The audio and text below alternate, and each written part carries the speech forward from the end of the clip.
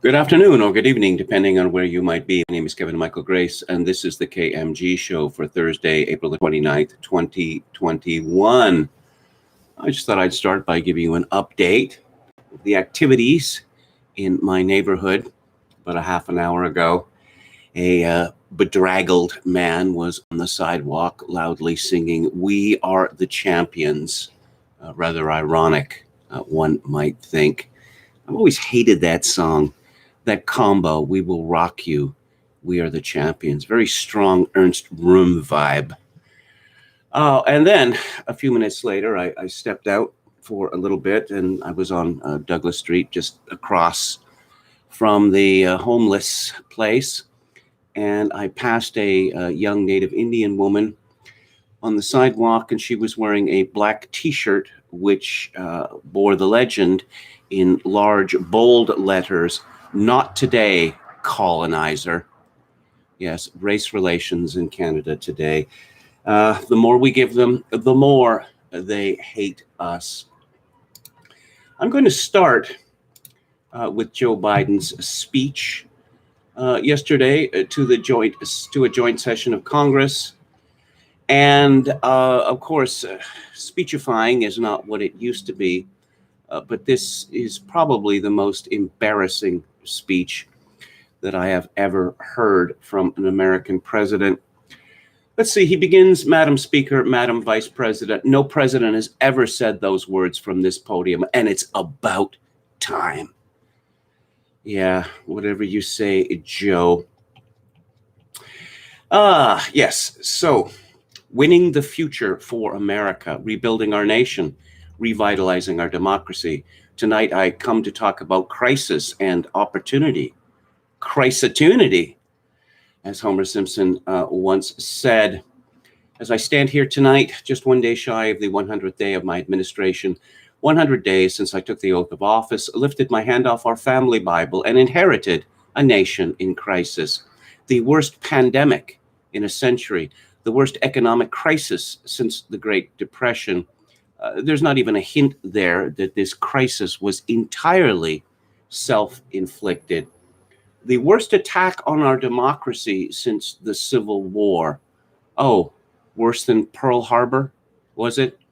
Worse than 9/11? He's referring to the events at the Capitol on January 6th, which he later characterizes as an insurrection. It's funny that nobody brought guns to this supposed insurrection. I think the message went out to the speechwriters. No sentence longer than 10 words. Try to get them down to 8 or 6 or 4. America is on the move again, turning peril into possibility, crisis into opportunity. There we go again. Setback into strength. Life can knock us down, but in America, we never stay down. In America, we always get up. And today, that's what we're doing. America is rising anew. Doesn't this sound like the CEO of some company attempting to rally the troops after a bad quarter? Choosing hope over fear, truth over lies, light over darkness. After 100 days of rescue and renewal, America is ready for takeoff. We are working again, dreaming again, discovering again, leading the world again. You see, Joseph Robinette Biden Jr., in his beneficence, has allowed Americans to dream again. What a great man he is. We have shown each other in the world there is no quit in America. Rescue plan, one of the most consequential rescue packages in American history. That's a particularly weak sentence. He talks about vaccine shots, vaccination sites. He doesn't mention, of course, Trump's warp speed, without which there would be no vaccines to distribute. As you know, I'm not a fan of warp speed. I'm not a fan of inflicting essentially experimental drugs on the public, but that was Trump's doing. And of course, Biden isn't going to give him any credit for that. At a mass vaccination center in Glendale, Arizona, I asked a nurse what it's like. She looked and said, "Every shot feels like a dose of hope. A dose of hope for the educator in Florida who has a child who suffers from an autoimmune disease. She wrote to me that she was worried about bringing the virus home. When she got vaccinated, she just sat in her car and just cried out of joy, cried out of relief. Grandparents hugging their children and grandchildren instead of pressing their hands against a window to say goodbye. And whose fault was that? Joe Biden. But tonight I can say, because of you, the American people, no, I thought it was Joe Biden and the American government, but never mind. Our progress these past 100 days against one of the worst pandemics in history is one of the greatest logistical achievements our country has ever seen. What else have we done in these first 100 days? Well, sent a lot of checks out. And of course, people are writing Joe Biden to thank him personally for his beneficence. One of the defining images of this crisis has been cars lined up for miles waiting for a box of food to be put in the trunk. Did you ever think you'd see that in America? No, I certainly didn't. Again, whose fault was that? Panicked governors and mayors who decided to shut their cities down, to close so-called non-essential businesses, also scare everyone to death. Oh, the International Monetary Fund is now estimating our economy will grow at a rate of more than 6% this year. Well, of course, government inputs are included in the GDP. And if you borrow or create trillions of dollars, yes, you're going to get a substantial rise in the GDP. America is moving forward, and we can't stop now. We're in a competition with China and other countries to win the 21st century. We have to do more than just build back. We have to build back better. Then he mentions the railroad and the interstate. Universal public school and college aid opened wide the doors of opportunity. Scientific breakthroughs took us to the moon and now to Mars, discovered vaccines and gave us the internet, and so much more. These are the investments we make together as one country, and that only government can make. That's why I propose the American Jobs Plan, a once-in-a-generation investment in America itself, the largest jobs plan since World War II. He should have said, say, since 1945, because this sentence makes it appear that World War II, in which 400,000 Americans died, was a jobs plan. Yes, replacing lead pipes. Oh, connecting every American with high-speed internet, including 35% of rural Americans who still don't have it. This will help our kids. How exactly? And businesses succeed in the 21st century economy. And I'm asking the Vice President to help lead this effort. It creates jobs by building a modern power grid. Okay, well, that's certainly a good idea. But as it turns out, this plus $1 trillion infrastructure bill, about 6% of it is actually going on infrastructure. Jobs. For me, when I think about climate change, I think jobs. Of course you do, because you're a dimwit. The American Jobs Plan will put engineers and construction workers to work building more energy-efficient buildings and homes, electrical workers installing 500,000 charging stations along our highways. Yeah, you better get that grid. You better expand that grid in a real hurry.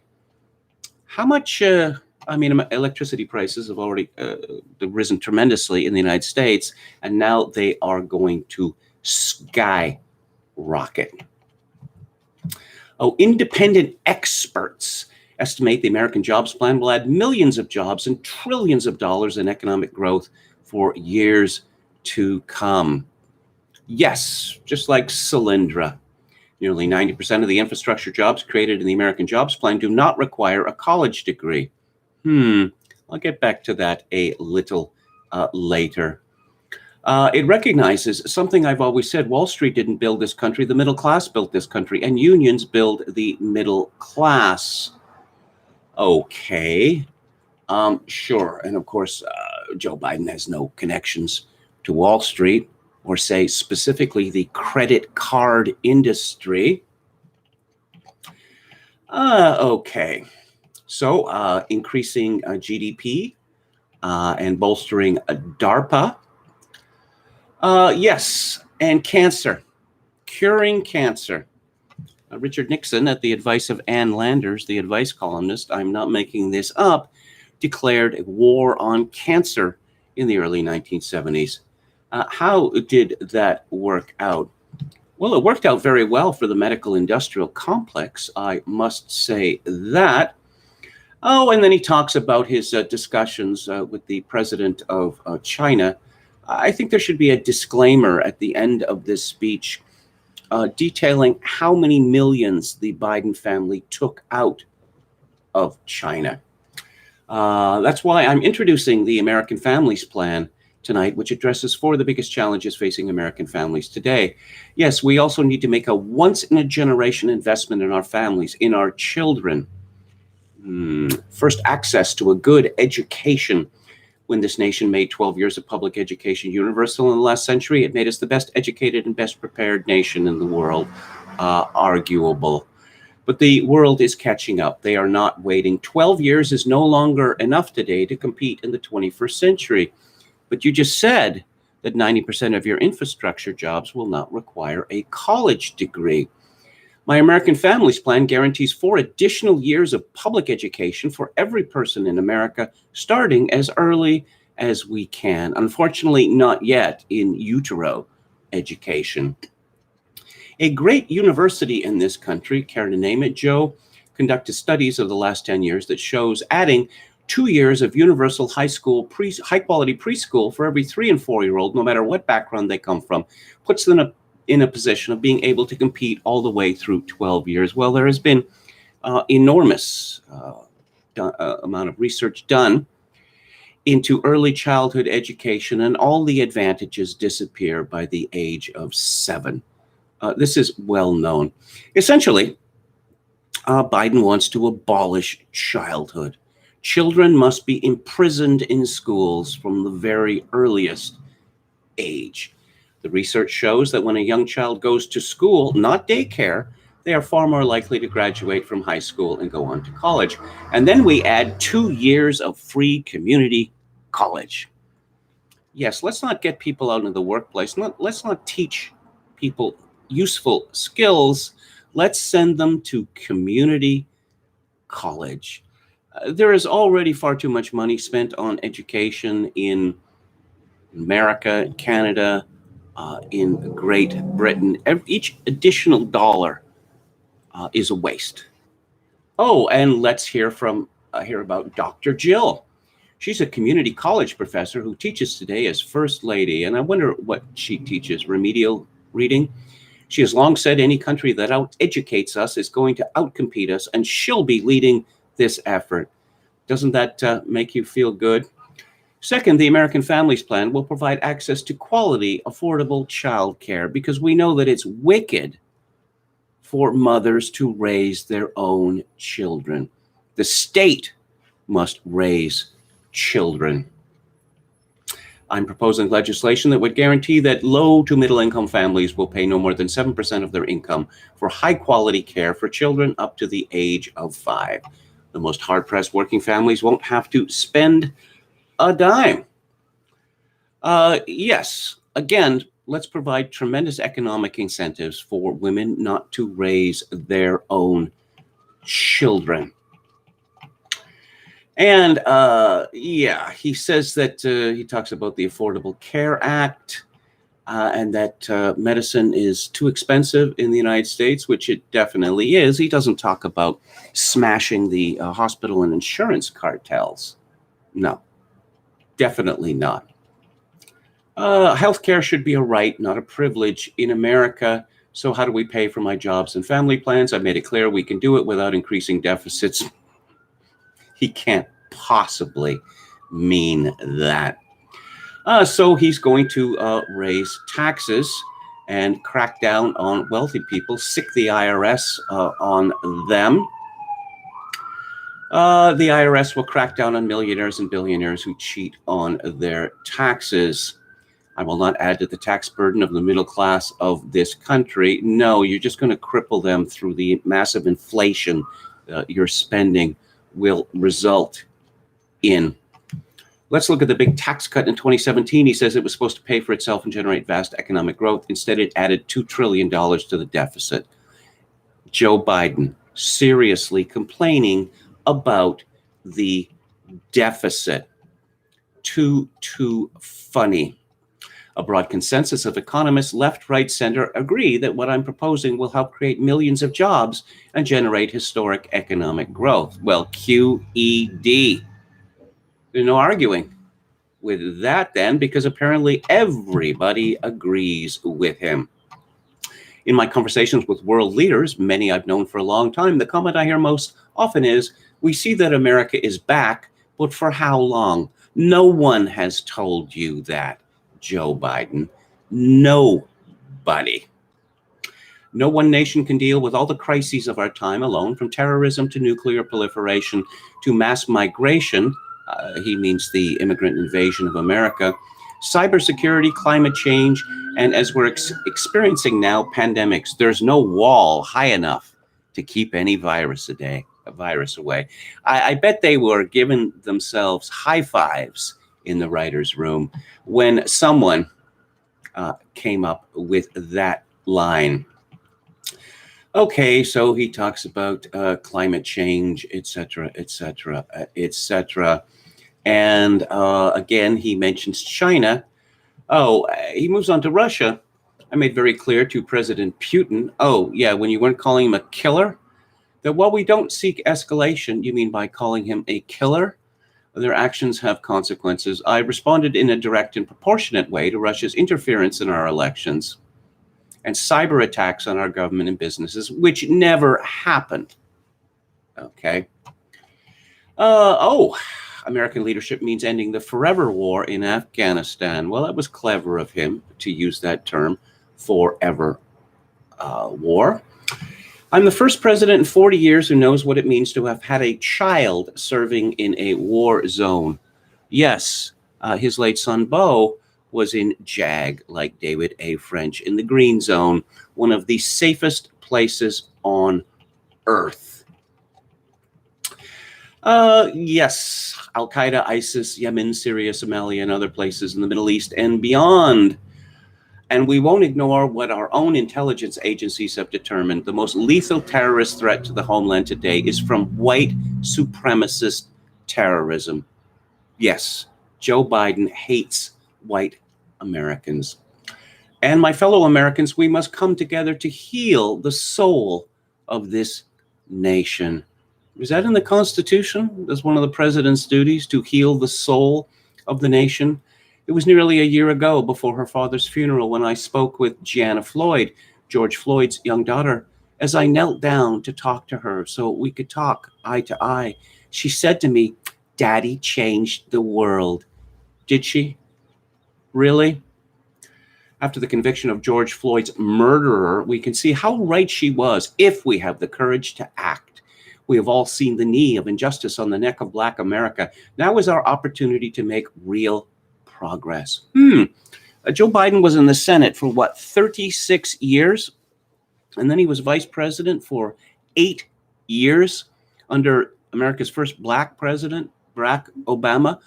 What did he do during all of those decades to heal the soul of America and to end white supremacism, to pull back the knee of injustice on the neck of Black America?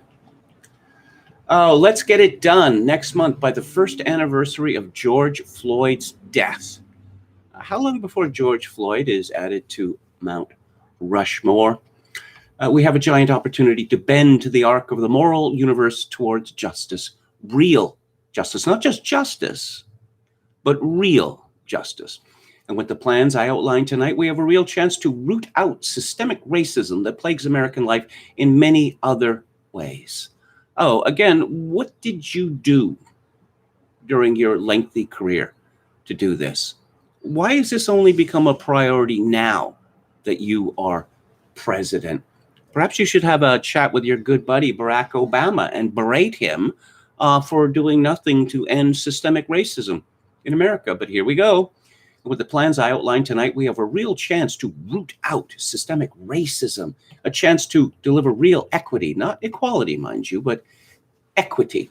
Good jobs and good schools, affordable housing, clean air and clean water, being able to generate wealth and pass it down through generations, real opportunities in the lives of more Americans. Yes, and the Equality Act. I hope that Congress can get to my desk, the Equality Act, to protect the rights of alphabet people Americans.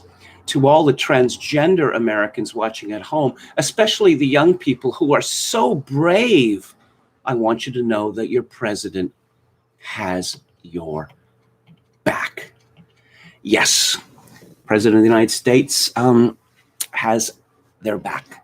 The President of the United States is foursquare in favor of the sexual mutilation of children.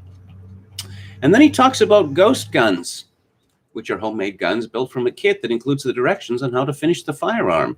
The parts have no serial numbers, so when they show up at a crime scene, they can't be traced. A lot of ghost guns showing up at crime scenes. Are they, the robberies and the murders, are they committed by people using ghost guns? Oh, and he talks about the buyers of ghost gun kits aren't required to pass a background check. Why don't you talk about your son, Hunter Biden, in that regard, who committed a felony when he lied on his gun permit application? Yeah. Why don't you talk about that, Joe? Let's end our exhausting war over immigration. Yes, surrender, in other words. For more than 30 years, politicians have talked about immigration reform and done nothing about it. Well, Trump did quite a bit about it. It's time to fix it. On day one of my presidency, I kept my commitment and I sent a comprehensive immigration bill to Congress. If you believe we need a secure border, pass it. Well, no, what he goes on to say is that everyone who's in the United States gets to stay. Next sentence, if you believe in a pathway to citizenship, pass it. When Reagan foolishly signed onto the amnesty of 1986, well, okay, yeah, we're drawing a line here. The invasion of America by illegals ends right now. No, it didn't. It got faster and bigger, because if they give us one amnesty, there will be more to come. And that is exactly what Joe Biden is proposing. We also have to get the root of the problem of why people are fleeing to our southern border from Guatemala, Honduras, and El Salvador. The violence, the corruption, the gangs, the political instability, hunger, hurricanes, earthquakes. As Steve Saylor noted, he would like to see Biden's plan for eliminating hurricanes and earthquakes in Central America. When I was vice president, I focused on providing the help needed to address these root causes of migration. You mean that America is much richer than Central America, and if people move from Central America to America, they get free stuff? Oh, permanent protections for immigrants on temporary protected status who come from countries beset by man-made and natural-made violence and disasters. Yes, senor, there are a lot of earthquakes and hurricanes in my country. You must admit me to yours, as well as a pathway to citizenship for farm workers who put food on our tables. Because, of course, before illegal immigrants, Americans had no food. They were starving. Oh, and the insurrection was an existential crisis. Really, it was an existential crisis. The very existence of the United States was at stake. From a bunch of people wandering through the Congress and a couple of overturned chairs and broken windows. Again, it's funny that these insurrectionists didn't bring weapons with them. And then he just, Americans' adversaries, the autocrats of the world, are betting that America's democracy cannot overcome the lies, anger, hate, and fears that have pulled us apart. We have to prove democracy still works. So this is an open question, is it? Yes. That's all I'm asking, he says, that we all do our part. The autocrats will not win the future. America will. Yes, and Biden says this after he has pretty much denounced the whole white race in America. And it just gets worse and worse and worse and worse. Let's go to the chat. Anron says the people who wrote the speech and the people who actually have the power hold these feelings about whites. Biden is just the corrupt, empty vessel mouthing their hatreds. Sounds about right. Hello to Head McNeck, Dan, Chogokin 666. Buddy Metal Mike says he likes Queen. Hello to William Hicks. Buddy says, Kevin, nice haircut, looking fresh. I think it's just that, like George Costanza, you have a shower when it gets warm enough in the day and it won't take. So my hair was not dry, really. I saw a Seinfeld rerun today on a Canadian channel, and there was a lengthy disclaimer that what is presented in this program, it was the episode, The Jimmy, represents attitudes, etc., of a past time and, maybe offensive. Yes, remember the 1990s? How long ago that was? What's offensive about the Jimmy? Oh, okay, let's see. That's one of my favorite episodes, actually, because it was the episode where George started speaking about himself in the third person. George is getting upset. Okay, mocking disabled people? No, there are no disabled people mocked. Kramer is mocked for being a hipster doofus. And yes, Jerry wonders whether he has been sexually fiddled about at Dr. Watley's dentist office, and I suppose this could be seen to mocking the whole idea of sexual assault. But of course, if you're looking for that sort of thing, there's no end to it.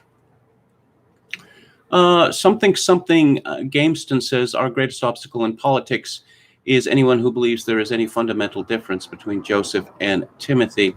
Media Hit says, you look like Eisenhower. Well, he was a very successful man, wasn't he? Seriously, though, yesterday was like methadone for affluent white female liberals, says Gameston. Okay. We choose truth over facts. Yes, that was one of Biden's greatest hits from last year. Gerard Depardieu says, just learned Gary Oldman is conservative, feels good, enjoying the work of an artist who doesn't hate my guts. De Barea says, Joe would say and sign anything. Oh boy, he was so scared of going to jail for treason. Buffering is back. Oh, I'm sorry to hear that. Gerard Depardieu mentions Tim Scott. I'm going to get to him. William Hicks, we are at an inflection point in history. The consensus is if we act to save the planet, we can create millions of jobs. So avoiding the apocalypse has some economic benefits, apparently. Half Galician says, having Tim Scott give the rebuttal gives Democrats the frame. Yeah, it does. A dose of hope I'm going to hurl, says Paul Casso 88. Chogokin 666 says, did not get my check. Prices on basic household goods are about to explode, already seeing early signs of it. Well, I'm already seeing early signs of it in Canada, where we've had our own, massive deficit spending. That one of those little mini bottles of Coca-Cola, well, 18 months ago, it cost 99 cents, and now it costs $1.39, which by my math is a 40% increase in 18 months. Roulette Cracked says, waste of time. Musk has space internet now. Don't need cable anymore. Okay. William Hicks, Obama, and Biden had all the money in the world at their disposal every 8 years. They were the same talking points then. I wonder what happened to all of that money. Stock buybacks. Steve says community colleges are already basically free in some states. Popcasso88 says, meanwhile, schools in the US and Canada are getting rid of advanced classes because they're racists. I loved when George thought of the worst chat-up line possible, reverse psychology, and it worked. Yes, he went up to women and said, I'm unemployed and I live with my parents. Gamian says, Northwest Idaho is the fastest growing real estate market in the country right now. This chat must get there before Californians do. Yes, Coeur d'Alene. Coeur d'Alene. And of course, that has absolutely nothing to do with demographics. Absolutely nothing. This is from Kitty Shackelford at Gab, who has a clip. Tucker Carlson, Hunter Biden was involved in the sexual abuse of minors, also called out the CP on Hunter Biden's laptop. Yeah, it would appear there was a conspiracy in the news media to suppress information about Hunter Biden, who Joe Biden praised to the skies during his election campaign, not just about Hunter Biden's, let's say, louche life, the incest, say, and the strippers, and the hydrotherapy, and all the rest of it. Well, the drugs, and more drugs, but also the illegal obtaining a firearm illegally, which, as Tucker Carlson pointed out, is a felony. And all the money that the Biden family took out of China. The media decided, with the brave exception of the New York Post and Tucker Carlson, that this would have to be suppressed or else Joe Biden wouldn't win the election. John Nolte at Breitbart says, what struck me most about his fraudulency, Joe Biden's Wednesday night address to Congress, was how it seemed as though the entire federal government had gathered to stage a nationally televised piece of performance art with one blaring message: the coronavirus does not work. Do not get vaccinated. Look at us. We're vaccinated and nothing's changed. Everyone from his fraudulency to her vice fraudulency to the Speaker of the House, absolutely everyone in that congressional chamber has been vaccinated, and yet through their own actions, they screamed out their belief that the vaccine is at best worthless. That is to say, they were all wearing masks, except for Biden, who was sufficiently distanced, one supposes. Oh, and also from Breitbart, a comment from Johnny Rotten. Sex Pistols frontman Johnny Rotten tore into the Democratic Party and said the collapse of America is happening because of Joe Biden's nonsense. Story from Warner Todd Houston. You have a Democratic Party that doesn't respect anything but the latest woke fashion trend, and that's to the destruction of America, Rotten told the London Times. He scoffed at the Democrat and mainstream media accusation that the GOP is the party of rednecks. Especially in the era of Trump, Republicans are regular working people and not the redneck-toting moronic race haters that liberals claim, Leiden said. They're Donald Trump supporters, they work hard for their families, and they want to be respected. People have been so misled into hating a human being, Trump, just on the whim of the media. 4 solid years of CNN hatred has done a lot of damage to this country. He's not a politician, and why should he be? We've all had enough of politicians. Last year, Leiden proudly noted that he intended to vote for Donald Trump for president. So, Tim Scott's response to Biden's speech. He talks a lot about racism. Racism. And he has suffered racism himself, he says. That he was profiled in stores. Yeah, was he? Really? How long ago was this, by the way? And essentially, he is making the argument in his speech why Black people should vote for the Republican Party. And we know that that is not going to happen. It's simply not going to happen for the reasons that we discussed yesterday, article in Chronicles. And he talks about, he's on the verge of suggesting TR3, that the DR3, that the Democrats are the real racists.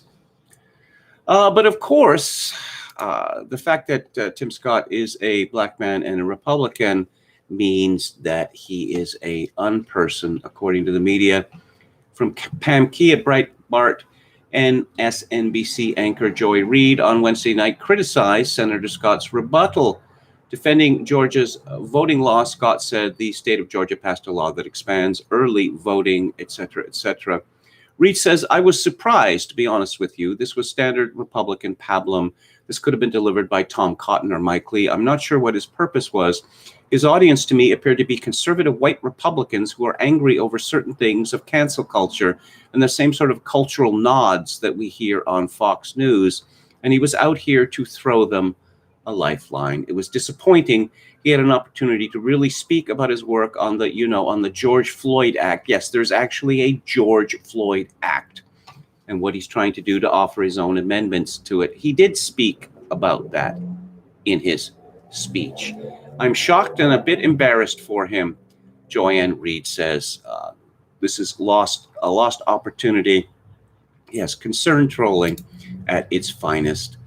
This is from Jim Hoff, the Gateway Pundit, after Tim Scott's GOP rebuttal to Joe Biden. Uncle Tim trends on Twitter. Yes, and a lot of tweets here. And, of course, people pushing back. Javon Price, the fact that Uncle Tim is trending on Twitter tells you all you need to know about the left. Yes, they are the real racists. And from the Federalist, we have 10 racist attacks on Tim Scott from so-called progressives. From Shane Trejo at Big League Politics, Senator Tim Scott is the GOP establishment's water-carrying pawn of the moment, and he gave an embarrassingly poor rebuttal to Joe Biden's congressional address Wednesday night. During his speech, Biden accused Trump-supporting Republicans of committing a terror act worse than 9/11 on January 6th, despite the fact that Trump supporters caused no deaths. The cowardly weak Scott responded to Biden's assertion that Republicans are terrorists by saying how nice Biden's words sounded. He contended the Democrats were not strong enough in attacking the police and bragged about appeasing the Democrats at every turn as BLM terror ravages cities throughout the country. Even though he says there is institutional racism and Americans are racist towards black, he simultaneously claims that America itself is not a racist country. The country just needs to evolve to accept more progressivism to heal the wounds of yesteryear, Scott argues. In a Twitter post, Scott offered more platitudes about unity at a time when Democrats want Republicans hunted like ISIS. He capitalized other ethnicities, specifically Black, Hispanic, and Asian, but failed to capitalize white to show he understands the racial pecking order of the new globalist America. Capitalizing on the momentum of being the handpicked establishment choice to give a rebuttal against Biden, Scott is attempting to push the GOP further leftward on racial issues. He is set to meet with the family of deceased serial felon George Fentanyl Floyd this week. Listen to what the family wants to talk about. Listen to the proposals, the suggestions that reinforces common sense, and finally go back to the drawing board, taking all that information to heart. Go back to the drawing board. Start from zero. I don't know. What is he suggesting? That the black people in America be sent back to Africa and then they can be re-imported and they can try and get it right this time? Go back to the drawing board indeed. What possible knowledge could George Floyd's family have to impart to Senator Scott? Well, you knew this was coming. This is from Jordan Davidson at The Federalist.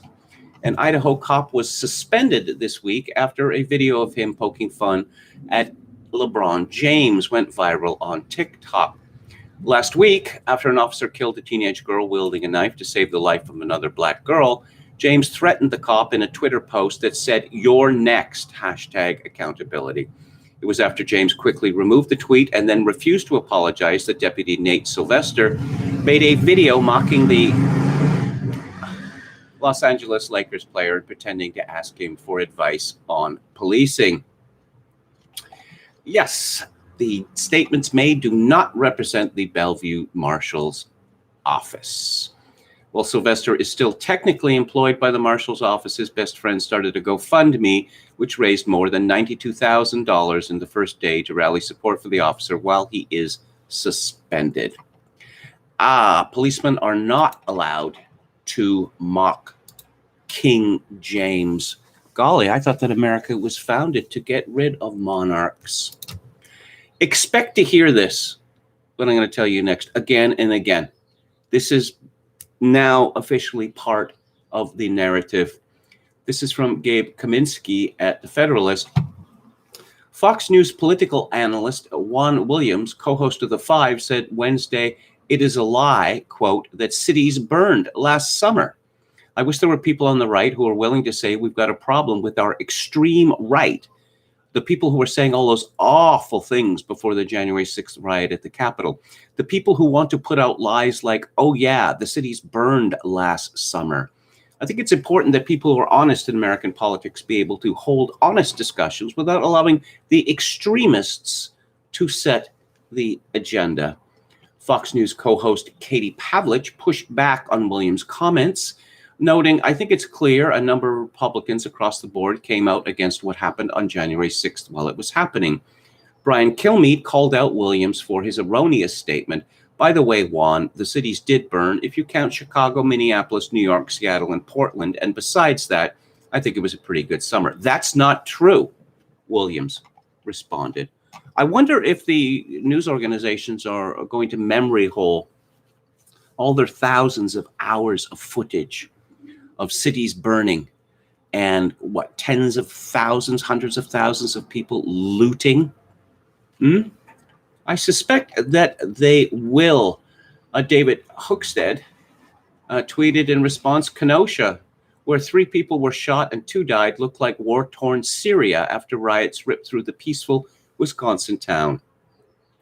The riots in there were fueled by lies, and the damage will never be fixed." Samantha Jo Roth tweeted in response, the nation's capital is legitimately on fire in every direction. This is unreal. And there's a picture of Washington with the monument in the center. Yes, and it's on fire. Definitely on fire. But no, these were peaceful protests, and anyone who claims otherwise is a right-wing extremist, a racist, a white supremacist, etc., etc., because they control the news. This is from Gabe Kaminsky, again from The Federalist. In several tweets dug up from last year, a Stanford University sophomore running for re-election in student government made racist comments against white people, notably saying that white people need to be eradicated. That's a direct quote. Yes, Gabby Y. Crooks. Yes, I think white people need to be eradicated. Yes, I will go feral over mediocre white men. We exist. Heart symbol. Someone called the conservative MUA responded, "Congrats, I'm white and couldn't afford college, so I never got to go. So much for white privilege. I could use some right now." Gabby Crooks responded, "Why do white people think everything is about them?" Projection.text. Here's more from Gabby. "Why did I see a Vinnie hacker trying to fly outside my window? Y'all N-words, let spicy white get to these crackers' heads." I don't think English is their first language. I suppose Ebonics is. "Not my mom walking in on me watching a video about unlearning Christian homophobia and getting mad. Girl, do I have potentially news for you." White Tears live stream, she tweeted. "Not a passionate America KKK lover in my IR class. I thought y'all were joking." Yes, the extermination of white people has now become a mainstream opinion. A mainstream opinion. Meanwhile, in Canada, there's a woman called Lisa Van Dusen, who seems to be very well connected to the deep state. I believe she is a relative of mine through marriage. The Van Dusens and the Graces were close, first cousins at one point. And she loves Joe Biden's speech. she just loves it. It's so very Canadian. Oh, there were 43 utterances of the word jobs. Oh, if you just say it enough, then it will happen. And that Trump, oh man, he was just so nutty and dangerous. For the world, Biden's promise of protecting and restoring democracy is crucial. On Wednesday night, he brought that agenda and sanity back to a ritual that everyone could recognize again, with or without masks. This is the sort of thing that passes for news analysis in my country. People actually get paid for writing this stuff. In fact, that's pretty much all that you see. A few days ago, I was talking about former Haitian Canadian, now Haitian Canadian American, Ben Philippe. And I'm going to return to this story for the reason that this has not become a scandal in my country. And why would that be? Because the media, except for the Post Millennial, which is an internet-only publication that few people see, has decided to completely ignore it. Ben Philippe has a book out, his third, and the media is all over promoting his book. Here's a story from the CBC. Author Ben Philippe chronicles a lifetime of being the Black friend. From the Toronto Star, Ben Philippe is happy to be your Black friend, but remember, friendship works both ways. From Yahoo News, how George Floyd's death gave bite to a book called Sure, I'll Be Your Black Friend. From Entertainment Weekly, read an excerpt from the new essay collection, Sure, I'll Be Your Black Friend. Spring reads, there's at least one book here that will keep you reading, and it touts Ben Philippe. So this is a big week for him. But do we want to talk about what he had to say about white people in this book? Apparently not. I'm looking at his smug face, and I can see where he's going. He intends to become the next Aziz Ansari. White people, don't you just hate them? But I think there's a significant difference between the two, which I will get to later. And so this is a review, a rave of the book in the Toronto Star by Rayan Al-Shawaf, old stock Canadian, no doubt. Ben Philippe has penned such a guide. And although the author of Sure, I'll Be Your Black Friend notes from the other side of the fist bump may well agree with Chris Rock, about the handshake bit and much else, a trap his book warns against is assuming all Black men experience the world in the same way. As he puts it in the introduction, the blackness that follows is purely bend shape. Philippe is not only fine with being your Black friend, and thereby helping you burnish your coolness credentials among a shallow crowd, he's willing to endure a fair amount of inconvenience for your sake. As your friend, he says, I will go to that lame work party where I don't know a single soul with you, so you have someone to talk to. What a giant of a man.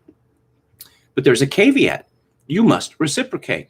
Indeed, quote, you should likewise be willing to occasionally be discomforted by the racialized reality of our world for me. Philippe sketches numerous vignettes showing how this racialized reality has impinged on his life in Canada and the United States. Well, perhaps he should go back to the Black paradise of Haiti. Nah, I was just kidding there. Haiti is not a paradise of any kind. It is arguably the worst country in the Western Hemisphere, which is saying something. Philippe's versatile enough to vary his commentary, speedily eviscerating lazy misconceptions, whether negative or positive, about Black people, but also patiently explaining why, quote, if you have a life that leaves you foolproof to politics, your politics approximate to privileged, unquote. Whose life is foolproof to politics? Yeah, but full court press here to turn this fellow, as I say, into the next Aziz Ansari. The PM, Post Millennial, which break this story, had a follow-up. Yeah, CBC removed the segment with Ben Philippe from the original broadcast episode of Q, as I noted yesterday, and later uploaded the interview with added context. Ooh, added context. Well, context is always good. And here's the added context. Author Ben Philippe was born in Haiti, raised in Montreal, and has lived for many years as an adult in the United States. As he's grown, he's experienced racism in many forms, from the casual missteps of friends to the vitriolic utterances of strangers. His new book, Sure, I'll Be Your Black Friend, Notes from the Other Side of the Fist Bump, recounts these moments in a series of essays, musings, and confidences to the reader. When Ben chatted with Talia Schlanger on a recent episode of Q, the conversation ranged from his memories of family and his first encounters with being seen as different to the visceral fear he's lived as a black man, grappling with stories of police brutality and the incessant terror that he might be next. In this interview, he also acknowledges writing an alternative reality that is difficult to hear, playing out an imaginary nightmare scenario where he instills horror rather than suffering it. He says, quote, "It's a grotesque dystopia in which I have to be at war with my friends and family, people I love," unquote. That doesn't mean Ben intends harm. Instead, he offers a no-holds-barred view of where dread can lead your imagination, where you live your actual life as a pretty nice guy. Please note, the images described can be triggering for some listeners. Yes, CBC's Radio Q has quietly deleted their interview with Canadian author Ben Philippe, whose newest book contains a half-page description of the author's vision of gassing and bombing white people during a race war. And here is a direct quotation. "I'll smile as we raise glasses to your good white health, while the detonator blinks under the table, knowing the exits are locked and the air vents filled with gas." Yeah. We've heard nothing from the CBC, no apology from them, no attempt to explain why the interviewer somehow brought her own Jewishness into it, and then apologized as a Jewish woman to Ben Philippe for something or other. Yeah, that actually happened. Let's go to Ben's Twitter feed, where I mentioned I thought that he was going to be, another Aziz Ansari, but a retweet from him suggests that there's a significant difference between them. Ben Philippe retweeted from Cosmopolitan, April the 28th, spotted the cast of Gossip Girl 2.0, aka our May June cover stars. The Upper East Side's latest It Crew is giving us an exclusive first look into the highly anticipated HBO Max show, their wild filming experiences, and their tight friendship off camera. Well, since no heterosexual male has ever watched Gossip Girl, I guess that tells us a little bit more about Ben Philippe. Let's go back to the chat. Metal Mike says Gomeshi would have interviewed him with more context, and they could have double dated a couple of interns after the show. Okay. Roulette Crack says experienced racism or imagined racism, but his skin obsession mind filter has nothing to do with his tainted perception of normal interactions. Notice how she didn't say it was a terrible thing to say, only that it made her uncomfortable because of her ethnicity. Says Steve, they get paid to write about how much they hate white people. Okay. Idaho needs to annex a passage to the Pacific, says Adam. The woman interviewing him is even smugger than Philippe, says Frothing Fanboy. Okay. William Hicks says, talk about denial. I saw footage of Minneapolis the day after. It was a war zone. Philly had enough destruction, looting. There was concern that it would be a food desert for lack of grocery stores. Hello to Chad Chadson, our valiant moderator. Thank you for your service. Steve says it wasn't just big cities that burned. There was a lot of rioting in smaller towns that didn't make much national news. Police officers get fired for poking fun at LeBron James, for God's sake, says visionary companion. Justin Proto says KMG thought on late 80s USSR versus today's USA. Back then in the USSR, everyone had conceded communism had run its course. Today, the regime boosters are still fervently devoted. Not apples to apples. Well, no, I mean, the comparison of Joe Biden to Brezhnev has often been made, that they're both completely out of touch. And it's just, look, when you hear people say, oh, we're just going to borrow trillions and trillions and trillions of dollars and everyone will have good jobs, why didn't anyone think of that before? Because it's crazy? Because it's absolutely crazy? Anrun says Biden is more a Chernyenko or Andropov. Yeah, there's an argument to be made for that as well. An interesting piece from the American Sun on Hollywood. Hollywood is relevant, submitted by a film buff. The right crowed about the low Oscar ratings as a sign that Hollywood is over. But they are laughing too quickly. The silver screen has been replaced by the streaming screen, but the eyes are still focused on the content. Even the upstarts that could challenge the big boys like YouTube did not take long to be cleaned up and brought under heel. Long gone are the amateur documentaries and historical footage of major or minor events that were counter-narrative.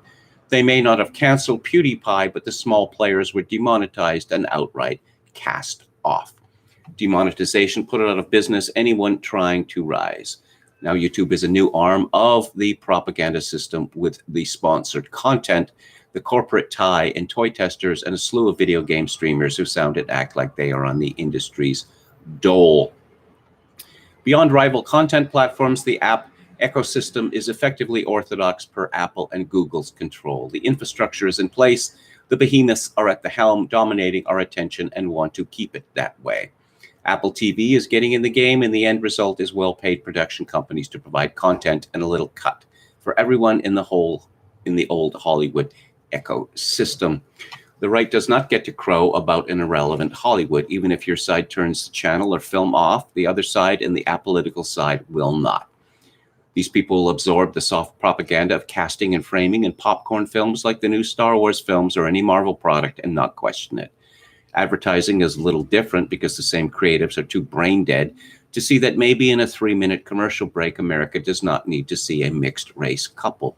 That is a little too obvious. Hollywood itself is getting heavy-handed with the white female leads multiracial group over white male leading a mostly white group. Yet the masses will still watch. What can the right do for mass-marketed cultural products? Anyone see the adaptation of Ayn Rand's Atlas Shrugged? Awful. Even the framing of products is too on the nose. Just use casting to frame the story. Never spell it out. Come on, Daniel LaRusso from the Ellis Island contingent has to overcome the surfer-looking gang of meanies. A right-wing movie would have had characters reading lines that would say, I had to arrest another illegal alien for DUI. Hollywood is smart enough to have a cop say, I'll talk to Chet Ainsworth if they let me through his neighbor's gate. Not everything can be a Jordan Peele horror movie, and even the knockoffs are starting to fatigue critics. A few years ago, there would not be any criticism of a show like them. There is a desire for subtlety. The bad ratings might be what the industry needs to figure out that they need to put the mask back on. Some patriotic Marvel films glorifying the military-industrial complex with superhero special weapons should do the trick. Some moody drama might rekindle the magic of the modest budget The Cider House Rules, which was 1999's feel-good abortion movie of the year. Hollywood will find a way. Even if they have to scale down films and deal with the fragmented consumer market, there are so many screens for them to fill. So, did you know that ballet has a problem? Aside from the fact that few people go to it. I don't think that ballet is an art form, and I'll explain why. Because an art form cannot be ephemeral. that it has to be something that can be examined. Ballet is meant to be ephemeral. You go to the ballet, you watch it, you go home. Now, it seemed to me that if ballet were a true art form, ballet aficionados would be madly buying up the thousands of DVDs and Blu-rays of recorded ballet performances, but they are not. Ballet is, to me, it was a opera divertissement that got too big for its capizios. Now, I love the movie The Red Shoes. It's one of my favorite. It's one of the most beautiful films ever made. If ballet dancers could fly, and if they had the power of transmogrification, like the dancers in The Red Shoes, then I would think that I would like ballet. A woman called Chloe, it's spelled Anyal, but apparently it's pronounced Angel, has a piece in Marie Claire, The Unbearable, wait for it, Whiteness of Ballet. White people, don't you just hate them? Of course, she is white, but more on that later. In an exclusive excerpt from her new book, Turning Point, contributing editor Chloe Angel lays out the ways that white supremacy is embedded in ballet's most basic foundations. Wilmera Manuel and her 11-year-old daughter, Sasha, were at the world finals of a ballet competition, the Youth America Grand Prix, in 2015 when it happened. Shortly before competition began, the young dancers were on the performance stage with their parents warming up and preparing to dance the solos they've been rehearsing for months.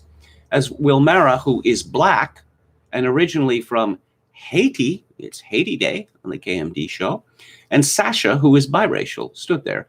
A young white dancer looked around the stage, checking out the competition, and her eyes land on Sasha, Wilmera remembers, and I saw her look Sasha up and down and then look at her mom, and her mom said, "Don't worry, they're never really good anyway." Yeah, definitely that happened. Wilmera did her best to contain her shock. Sasha didn't hear what the white mom had said, and Wilmera wasn't about to tell her, because that's not the thing that I want to discuss 10 minutes before she takes the stage. But Sasha could sense that something was amiss. Just a look on my face, she was like, What happened? What did she say? Wilmera brushed her daughter off. Don't worry, they're never really good anyway. An entire worldview of white resentment of Black progress and excellence passed quietly from mother to child in just 7 words. That white mother could not fathom that Sasha, a biracial child with a Black mother, might be really good, as in very good or truly good, at a traditionally white art form at which her child was presumably also quite proficient. Yeah, okay. And I just, again, who goes to see ballet, by the way? White people do. I would guess that the ballet crowd is, what, 98, 99% white? But apparently Black people, Black females in particular, could take the ballet world by storm, but white supremacy has decided that they can't. It's not for them. They're never really good at it anyway, which is definitely something that was said and is not made up. Oh dear, just a second. This is from Chloe Angel's own website. Turning Point, How a New Generation of Dancers is Saving Ballet from Itself. It's my first book. It is a reckoning, dread word, with one of our most beloved art forms, no it isn't, whose past and present are shaped by gender, racial, and class inequities, and a look inside the fight for the future. Publishers Weekly calls it a captivating debut. Kirkus calls it vigorously reported and insightful, and the Boston Globe calls it incisive and unsparing, and says it's an important read for ballet lovers and an essential part of any conversation moving forward. Yes, conversation. They speak, we listen. But what else do we know about this woman, Chloe Angel? This is from Feministing. When was this? 6 years ago. Tylenol's holiday campaign puts a blended same-sex Jewish family front and center. Yes, it's designed to make you feel good about Tylenol so that you're more likely to buy Tylenol, but it's also transgressive. Yes, and touching as hell. And there is power in visibility like this, and we'll know just how much power if conservative pro-family, scare quotes, groups call for a boycott of Tylenol in response to this commercial. I'd say it's all but inevitable given how much they freaked out about interracial and same-sex parented Cheerios families. What's fascinating and very welcome indeed is that these ads seem designed to explicitly question and redefine not just what it means to be a family, but to what it means to be an American family. In these videos, which are laudable even if they are ads, what it means to be an American family is, in the words of Norman Rockwell's granddaughter, expanding and blossoming. So it's not this rigid, fixed picture. All that's left of Norman Rockwell is the meal and the sense of togetherness. In other words, all that's left are the good parts. Yes. So what else does this woman have to offer us? Well, let's go to Haaretz. And this is originally in the foreword in 2011.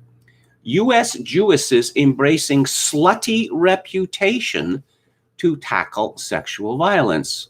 For me, being a slutty Jewish American princess provided me with a way of thinking about my sexuality similar to that being encouraged by slut walks.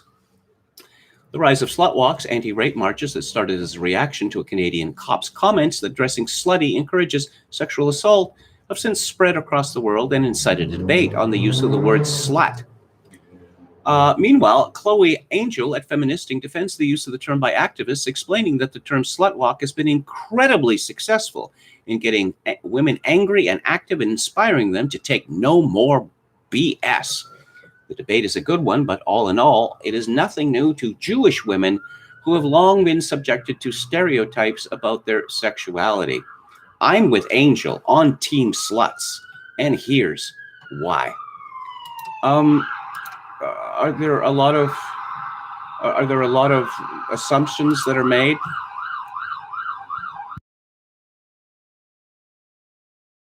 Again, are there a lot of assumptions that are made about Jewish women's sexuality? Really? Okay, I'll have to take their word for it. But you see where I'm going with this. This woman basically sees something and wants to destroy it. She's a wrecker. She's a wrecker. And okay, ballet, apparently, I don't know, years ago, her parents didn't buy her a pony or didn't give her ballet lessons, something like that. And she has nursed a grudge about this ever since. But no, let's invite the wreckers in to tell us what must be wrecked now. Apparently, there's some white people who like ballet, so it must be wrecked. Classical music must be wrecked because, again, the audiences are overwhelmingly white. So that needs to be changed. We need to have a conversation about these things. And, okay, I talked about this woman last week, a woman posting their L. This is from, 3 different writers at Global News. Posts in private military police Facebook group mock woman at heart of Vance allegation. So if it's a private Facebook group, how did Global get this information? Members of a private Facebook group for military police have been mocking testimony made by the woman at the heart of allegations of inappropriate behavior by General Jonathan Vance. The aspersions targeting Major Kelly, with an IE, of course, Brennan, come after she appeared before a parliamentary committee probing high-level sexual misconduct in the Canadian Forces and said she does not believe military police will take the investigation into allegations seriously. Brennan testified during that committee that Vance was the father of her children. Vance has vigorously denied this. One person in a Facebook group, private, supposedly, wrote, "If you sleep with a senior rank, you get good postings and promotion to support the bastards, but no parenting and support from the senior rank." Another one wrote, "If the senior rank is a general, then one should know better and you get nothing."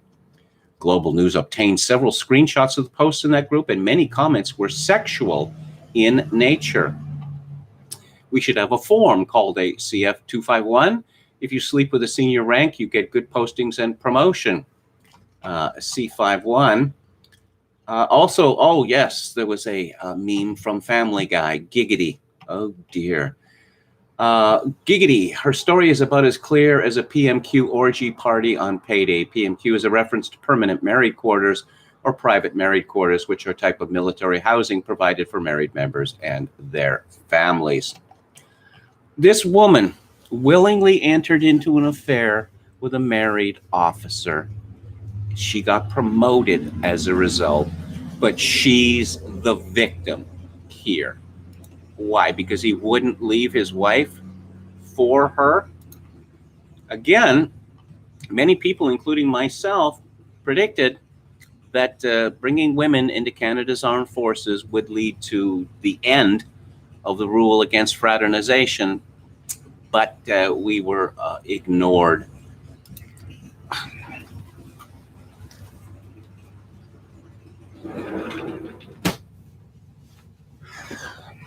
Sorry about that.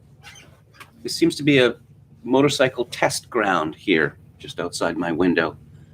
This happens all the time. This is from the CBC. RCMP looks to redraft its entrance exam as it pushes for a more diverse police service. And there's a picture of Mounties, and they're all women for some reason. Oh, they're members of Troop 17, the first all-female group of RCMP cadets march at Depot to celebrate 35 years of female uniformed members in the RCMP in 2009. On average, 10,000 applicants write the RCMP's entrance exam annually. Guess what happened after the RCMP decided to admit female uniformed members? Sexual harassment claims. That's what the purpose of the RCMP largely is a pipeline for sexual harassment claims, rather like the Canadian Forces. The RCMP is looking to scrub its entrance exam of cultural biases and outdated criteria as it tries to confront what's been called its toxic culture and the problem of, wait for it, systemic racism in the ranks. Okay. A thorough review of these processes has determined that despite significant changes made to the processes and tools over the past decade, systemic challenges remain. Most notably, a gender-based analysis plus, GBA plus, review of the current RCMP exams concluded that even when prospective applicants possess both the interest and qualifications, there is evidence that the exams themselves may create barriers to diverse applicant pool. Outdated criteria lacking strong supporting evidence may result in high-powered candidates being unable or unwilling to apply. Yes, I guess that means that the RCMP, we can expect to see a lot more 100-pound women in it, because obviously strength would not be a suitable criterion for joining a police force. And I'm going to move on now to talk about Hilaire Belloc and his discussion of the rise of serfdom in his book, The Servile State. The serf of the early Middle Ages and of the early 12th century, the Crusades and the Norman Conquest, is already nearly a peasant. As the civilization of the Middle Ages develops, as wealth increases and the arts progressively nourish, this character of freedom becomes more marked. In spite of attempts in time of scarcity, as after a plague, to insist upon the old rights to compulsory labor, the habit of commuting these rights for money payments and dues has grown too strong to be resisted. If at the end of the 14th century, let us say, or at the beginning of the 15th, you would have visited some squire upon his estate in France or in England, he would have told you of the whole of it, "These are my lands." But the peasant, as he now was, would have said also of his holding, "This is my land." He could not be evicted from it. The dues, which he was customarily bound to pay, were but a fraction of its total produce. He could not always sell it, but it was always inheritable from father to son, and in general, at the close of this long process of 1,000 years, the slave had become a free man for all the ordinary purposes of society. He bought and sold. He saved as he willed. He invested. He built. He drained at his discretion. And he improved the land. It was to his own profit. Meanwhile, side by side with this emancipation of mankind in the direct line of descent from the old chattel slaves of the Roman villa went, in the Middle Ages, a crowd of institutions which all similarly made for a distribution of property and for the destruction of even the fossil remnants of a then forgotten servile state. Thus, industry in every kind in the towns, in transport, in crafts, and in commerce, was organized in the form of guilds. And a guild was a society partly cooperative, but in the main composed of private owners of capital, whose corporation was self-governing and was designed to check competition between its members to prevent the growth of one at the expense of the other.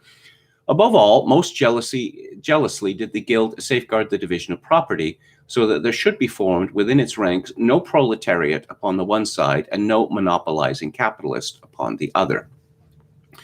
There was a period of apprenticeship at a man's entry into a guild during which he worked for a master, but in time he became a master in his turn. The existence of such corporations as the normal units of industrial production, of commercial effort, and of the means of transports, proof enough of what the social spirit of was, which had also enfranchised the laborer upon the land.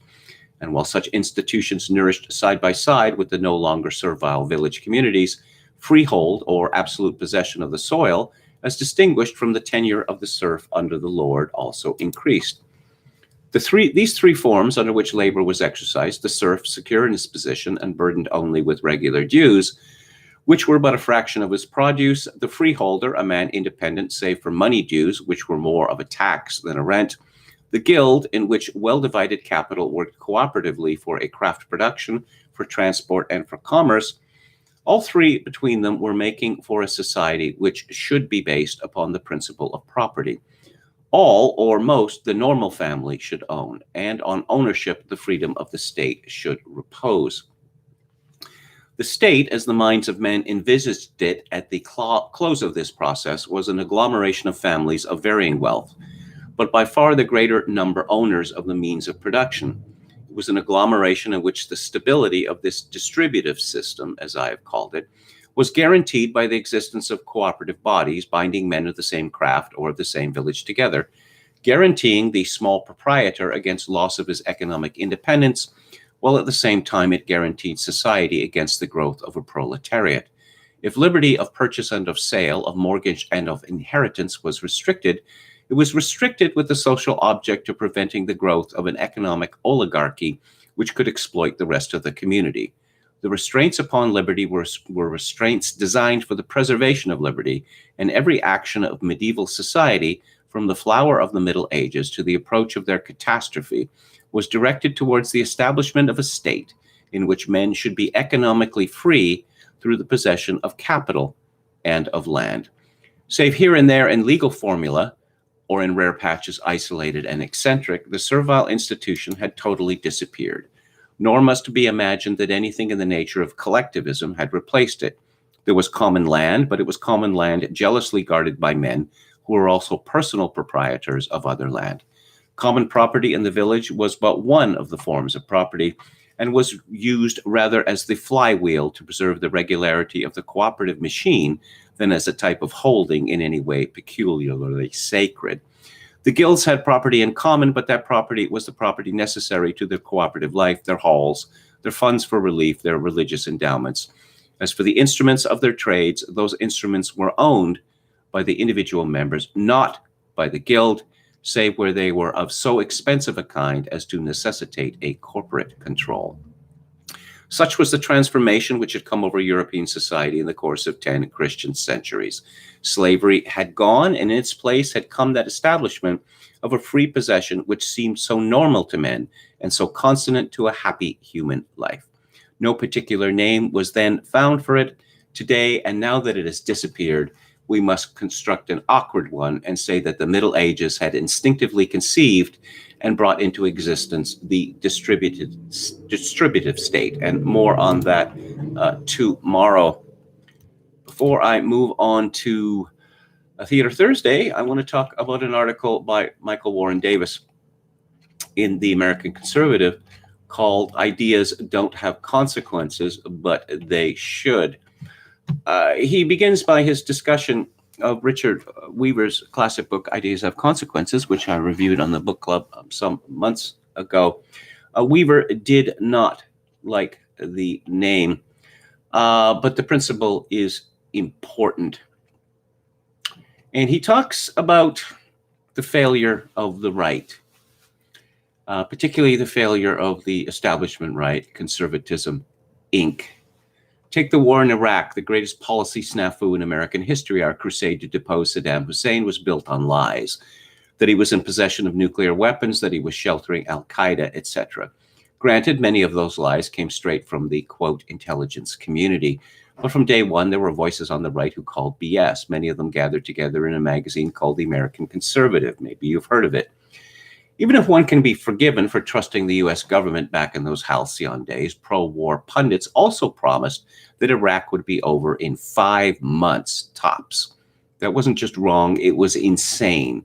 The idea that we could purge the Iraqi government of Baathists right down to the last postman, install a stable transitional government, and leave Afghanistan a functional modern democracy all in 5 months was insane. Anyone who repeated that line was either stupid, evil, or both. Some, like Bill Kristol, went even further. In November 2002, he said, quote, "We can remove Saddam because that could start a chain reaction in the Arab world that would be very healthy," unquote. That's nuts. It's just nuts. Now tell me this, once every single argument in favor of the Iraq war was proved categorically false, did anyone lose their jobs? Did any politicians or pundits suddenly disappear from the airwaves? Did their bad, stupid, evil ideas have any consequences for their careers? I mean, their ideas certainly had consequences for the hundreds of thousands of dead soldiers and civilians. Of course not. What about those hawks who referred to the war's critics as unpatriotic conservatives? Most of them are making six figures in the legacy media. Others are senior fellows at any of the millions of think tanks across the Beltway, because ideas don't have consequences. It's not just Iraq or Afghanistan or Syria or Yemen, or let's review the infamous Conservatives Against Trump symposium published in National Review in February 2016, or the anti-Trump open letter and appeal to our fellow Catholics, also in National Review. How many of them now position themselves as champions of Trumpism? Over half, by my count. As soon as it became clear they couldn't scold the base into voting for Ted Cruz or Marco Rubio, they turned coat and set themselves up as the president's Praetorian Guard. Whole magazines tried to suicide bomb the populist movement. When that didn't work, they quickly donned their MAGA hats and then joined the rabble, because ideas don't have consequences. Conservative media isn't the real world. Here, ideas don't have consequences. You can be consistently wrong on every major political issue of the century and be absolutely certain that you'll keep your magazine column, your think tank fellowship, and your cushy book deal. Ideas don't have consequences. And he talks about Charlie Kirk, the wunderkind of the Trump movement, good pals with Donald Trump Jr. And yes, Charlie Kirk railing against socialism, Turning Point USA selling Socialism Sucks collection that includes a wife beater that shows Uncle Sam dressed as a bandito with the caption, "Taxation is theft." Oh, so yeah, Charlie Kirk wants to return America to the libertarian days of when? How many decades would one have to go back? Apparently Americans love small government. No, they do not love small government. And John Lott and William Bennett, remember him? As far ago as 1997 in commentary, pointed this out. There's no point, about railing against big government, because Americans are going to think, what, you're going to take my pension away? You're going to take my Medicare away, etc., etc. Here's what Charlie Kirk had to say. Of course, I love the Grand Canyon, I love the Rocky Mountains, and I love Boston, and I love Chicago. But if all that disappeared, if all I had was ideas and we were on an island, that's America. That's Israel. What the one has to do with the other, is an interesting question. And that's what people have to realize. America is just a placeholder for timeless ideas. And if you fall too in love with, the specific place and all this, that's not what it is. In my day, we had a word for guys like Chuck. We called them neocons. Despite his close ties with the Trump family, Charlie Kirk has always been a neocon. The author goes on to say that he has more respect for guys like Bill Kristol or Max Boot, crazy name, crazy guy. And I'm not just saying that either. They're consistently wrong, but at least they're consistent. When their ideas fell out of fashion with the GOP, they quit the party and founded new platforms. I'll take an honest fool over a wily grifter any day of the week. And Michael Warren Davis concludes, ideas don't have consequences, but they should. You know, it's possible to say to these people, you've been wrong about everything. Why should we listen to you now? Just to say it repeatedly, until they get the message. 12 state attorneys general demand Facebook, Twitter crack down on vaccine misinformation. This is from Calvin Freiberger at LifeSite. Yes, misinformation. Well, apparently what we actually know about COVID-19, it seems to change almost by the day. So misinformation, well, it's kind of hard to pin that down. Here's an admirable man. This is another story from LifeSite, Doug Mainwaring. The priest who last fall rocked the U.S. Catholic Church when he warned you cannot be Catholic and Democrat is again making headlines for speaking plainly and truthfully about the COVID-19 vaccines and for calling out the apostasy of Catholic bishops. Father James Altman here discusses the media manufactured a controversy and rebuked bishops who have cowardly mishandled the church's pandemic response from the start. The U.S. bishops could have shown an abundance of courage instead of an abundance of cowardice, he pointed out. Altman, a priest of the Diocese of La Crosse, Wisconsin, is being targeted by local and national media for cautioning parishioners that the COVID-19 injection technically is not a vaccine, but rather an experimental use of a genetic altering substance that modifies your body, your temple of the Holy Spirit. The AP, Newsweek, and others have accused Father Altman of flouting COVID protocols and sharing vaccine misinformation. As far as I know, my local cathedral is still shut down. Do they ever intend to open it up again? Will people be forced to reserve seats? They've just decided that, no, we don't have to offer the sacraments anymore because the sacraments aren't important to the Catholic faith. My question once again is, why are these people still being paid? And in universal mental retardation news, this is from Ella Glover at the London Independent. Oh, hang on. I've got to go to another browser to see that story. Here we go. Yes, a menopause policy is to be implemented at City Hall to support all colleagues going through menopause transition, the Mayor of London has announced. The world-leading policy, which is currently being negotiated with union leaders and Greater London Authority's Women's Network, will include training for line managers, the creation of a specific staff network, jobs for the girls, signposting for external support, and an awareness-raising program. The policy will be rolled out to the rest of the GLA group, including Transport for London, the Mayor's Office for Policing and Crime, and London Legacy Development Corporation, which manages Olympic Park.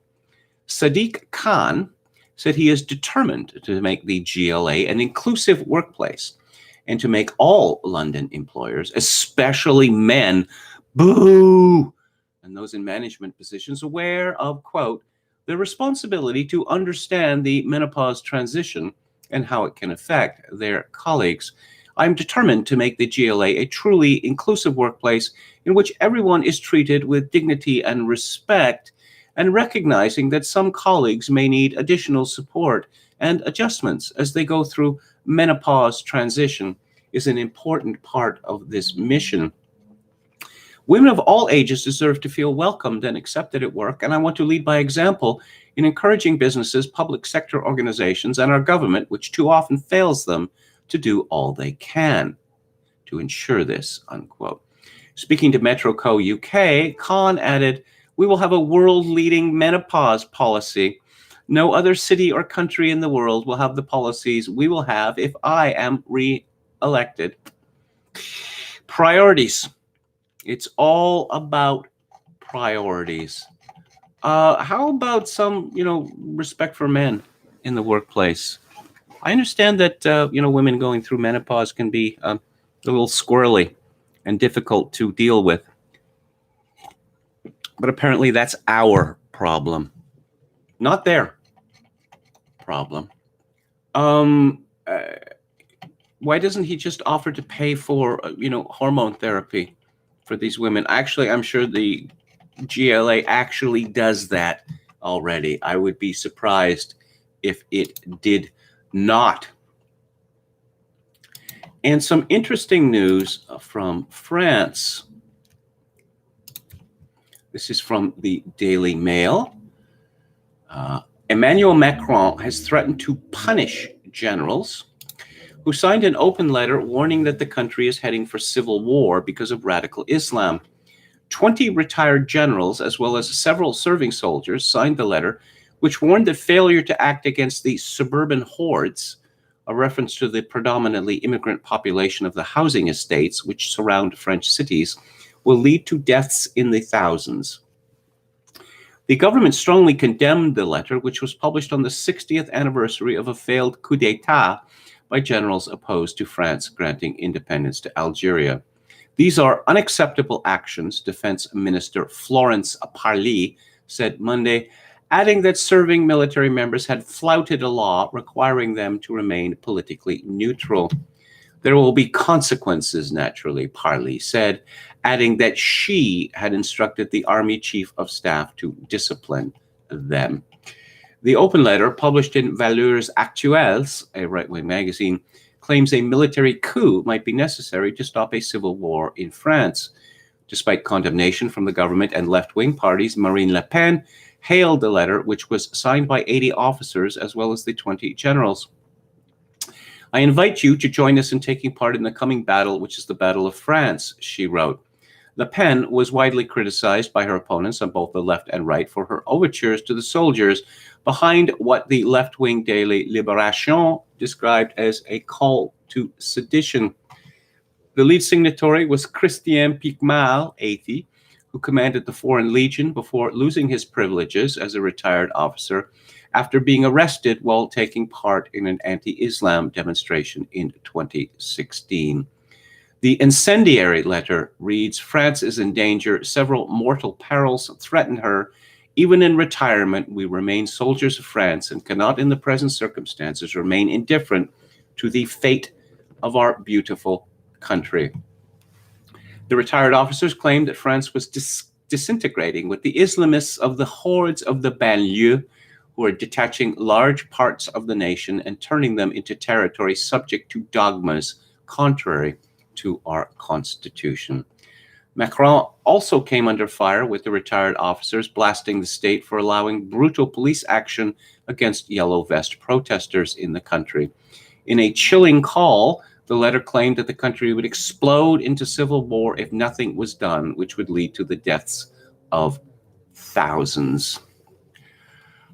So it would appear that the military in France, even if retired, has a great deal more courage than the military elsewhere. You could say that retired generals in the United States could speak out against the relentless feminization, say, of the military. Well, if they can, they will be disciplined, which means possibly up to and including the loss of their pensions. Chat. Corona forever, says Quachalango. Alex Jones. Yeah, I saw another clip of him recently. I don't know who he was on about, but he was shouting Is he always shouting? Because every clip I see of him, he's shouting. He begins shouting, and then he becomes shoutier and shoutier, such that I think that the top of his head is going to come off. Amrun says the Day of the Jackal for Theater Thursday. Actually, I discussed the Day of the Jackal on my old podcast. If you go on YouTube and look under Two Kevins, you will find a lovely video essay. I provided the words and the narration, and my former partner Kevin Steele provided the images. A French chateau for KMG. Roulette Cracked had asked, would a transsexual Alex Jones character called Alexis Jones be untouchable by the woke mob? Charlie Kirk. I'm not going to repeat that comment. I agree with it, but I'm not going to repeat the comment. Misinformation. Good drag queen name, says Chogoken 666. Roulette Crack says Kirk has cornered the market in plebocracy or critique. Exactly right. Americans of today are not the same people as their founder, says Isaiah Selassie. Hello to Josh Randall disavows.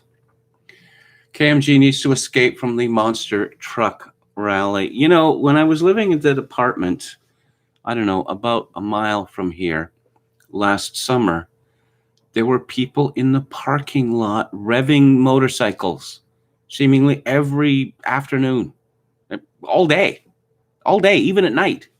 I don't know. I don't know what it is. Is it some sort of mating call? Mark Stein bought that insanity hook, line, and sinker, says Ann Run. Indeed, he did. Indeed, he did. I'm willing to forgive him, but not forget. KMG, does your hotel have an operating bar and restaurant? Says Guachalango. No, it doesn't have a bar or a restaurant. It doesn't even have maid service. I'm expected to wash my own sheets and towels, which is kind of difficult because there is one washing machine and one dryer for the whole of this hotel.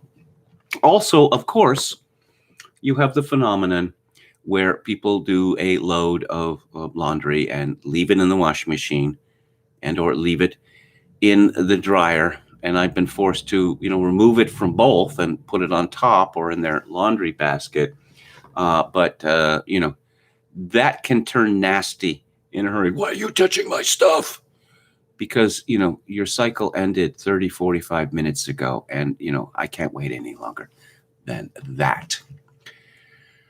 Let's see. Cecil Henry says, biggest black pill. There is nothing you can show your family that they will believe, even if it were life and death consequences, if it isn't part of the MSN narrative. Nothing. Brandon Smith says it's the only power they have, and they're having fun playing with it. Vroom, vroom. Again, Cecil Henry asks, have you been really worried for your safety there yet? Yes, I have. Because every time I leave my hotel, because these people, the chuds, they've been making attempts to colonize the parking lot of my hotel. Every time I see one of these people, I have to make a threat assessment, which is not good for my cortisol levels. So let's move on to Theater Thursday. And I'm going to, it's not a film I'm talking about. It's a series of films, I suppose you could say. A mini-series, as we call it. And it came out on German TV in 1980. And it was directed by Werner Fassbinder.